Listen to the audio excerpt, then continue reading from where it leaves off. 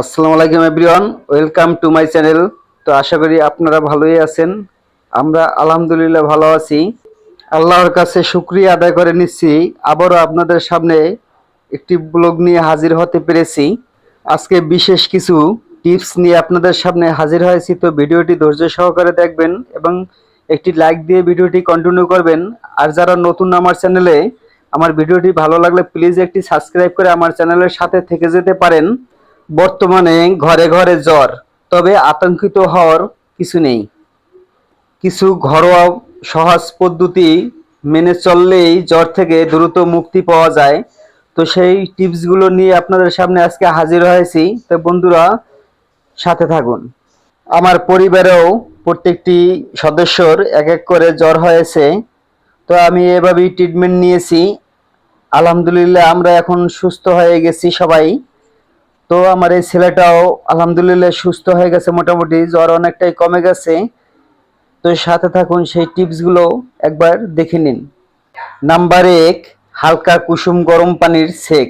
জ্বর হলে মাথা ও শরীর হালকা কুসুম গরম পানি কাপড় দিয়ে মুছে দিন, এতে তাপমাত্রা নিয়ন্ত্রণে থাকবে। নাম্বার 2, পর্যাপ্ত পানি ও তরল খাবার। ডাবের পানি, স্যুপ, লেবুর শরবত, হালকা চা এগুলো শরীরের পানির ঘাটতি পূরণ করে। নাম্বার 3, তুলসী ও আদা চা। 5-6টি তুলসী পাতা ও সামান্য আদা দিয়ে চা তৈরি করে দিনে 2 বার পান করলে রোগ প্রতিরোধ ক্ষমতা বাড়ে। নাম্বার 4, বিশ্রাম। শরীরের রোগ প্রতিরোধ শক্তি ঠিক রাখতে পর্যাপ্ত বিশ্রাম নিন। নাম্বার 5, হালকা গরম পানিতে গোসল।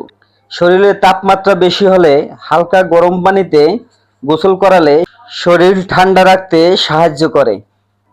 নাম্বার 6, পুষ্টিকর খাবার। যতটা সম্ভব পুষ্টিকর খাবার দিন, যেমন খিচুড়ি, সবজি, ফলমূল খেলে শরীরে শক্তি ফিরে আসে। নাম্বার 7, পুদিনা পাতা সেদ্ধ পানি। কিছু পুদিনা পাতা ফুটন্ত পানিতে 5 মিনিট সেদ্ধ করে ঠান্ডা করে পান করালে শরীর ঠান্ডা হয় ও অনেকটাই স্বস্তি ফিরে আসে। নাম্বার 8, দারুচিনি ও মধু। অল্প গরম পানিতে আধা চা চামচ দারুচিনি গুঁড়ো ও 1 চামচ মধু দিয়ে খেলে রোগ প্রতিরোধ ক্ষমতা বাড়ে এবং ঠান্ডাজনিত জ্বর কমাতে সাহায্য করে থাকে। নাম্বার 9, অতিরিক্ত কাপড়ে মোড়াবেন না। অনেকেই জ্বরের সময় বেশি কাপড়ে মুড়িয়ে রাখেন, এতে শরীরের তাপ আরও বাড়তে পারে। তো হালকা পোশাক ও হালকা চাদর ব্যবহার করুন। নাম্বার 10, ভিটামিন সি সমৃদ্ধ খাবার। কমলা লেবু, আমলকি বা পেয়ারা খেলে রোগ প্রতিরোধ ক্ষমতা বাড়ে ও দ্রুত সুস্থ হতে সাহায্য করে। নাম্বার 11, আপনার বাচ্চার জ্বর হলে ঔষধ খাওয়ানোর আগে অবশ্যই চিকিৎসকের পরামর্শ নিন। চিকিৎসকের পরামর্শ ছাড়া অ্যান্টিবায়োটিক খাওয়ালে বড় ধরনের ক্ষতি হয়ে যেতে পারে।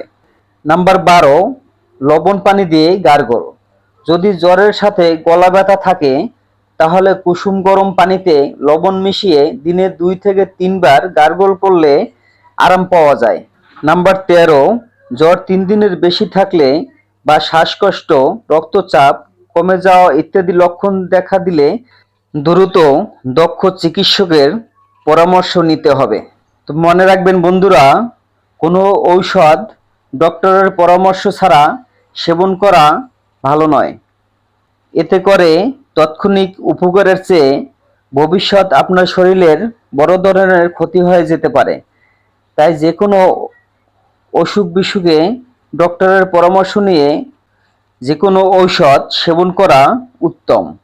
এই ছিল বন্ধুরা ভাইরাল জ্বরের লক্ষণের এবং আপনার ঘরে বাচ্চাদের জ্বর হলে 13টি ঘরোয়া টিপস। তো বন্ধুরা, এই ছিল আজকের মতো ব্লগ। আবারও দেখা হবে আগামীতে কোনো ভালো কোনো ভিডিও নিয়ে। সবাই ভালো থাকবেন, সুস্থ থাকবেন। আল্লাহ হাফেজ।